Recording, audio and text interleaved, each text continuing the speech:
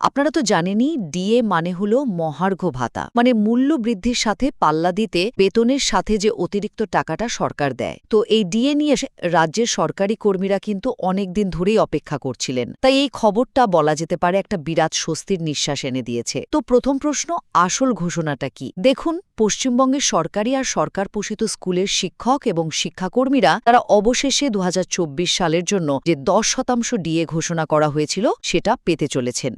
ব্যাপারটা এতদিন অর্থ দপ্তরের অনুমোদনের জন্য আটকে ছিল, কিন্তু এখন স্কুল শিক্ষা দপ্তর থেকে সবুজ সংকেত চলে এসেছে।